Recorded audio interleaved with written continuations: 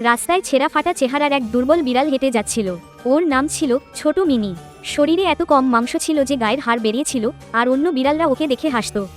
Mini প্রথমে পাত্তা না দিয়ে চলতে চেয়েছিল, কিন্তু একটা মোটা বিড়াল যখন বলল, এই শরীরে ইঁদুরও ধরতে পারবি না, তখন ওর ভেতরে আগুন জ্বলে উঠল।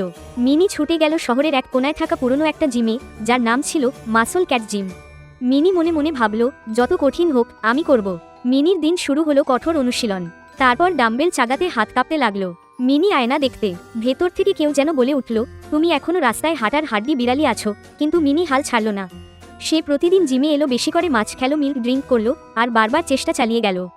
ফাইনালি মাসল বিড়াল। মাসখানেক পর মিনি যখন জিমের আয়নার সামনে দাঁড়ালো, সে নিজেই নিজের চোখকে বিশ্বাস করতে পারছিল না। শরীরের হাড় দেখা যায় না, মাংসপেশি শক্তিশালী, চেহারায় আত্মবিশ্বাস। জিমের সব বিড়াল তাকিয়ে দেখল, আর বড় ভাই টম বলল, এখন তুমি তৈরি, প্রতিশোধ নয়, শ্রদ্ধা। মিনি যখন পুরনো রাস্তায় ফিরে গেল, সবাই অবাক। এটা কি আমাদের সেই হাড্ডি বিড়াল? না না, এটা তো পুরো মাসল বিড়াল। যারা আগে অপমান করেছিল তারাই এবার অবাক হয়ে তাকিয়েছিল। মিনি তাদের দিকে তাকালো, কিন্তু কোনো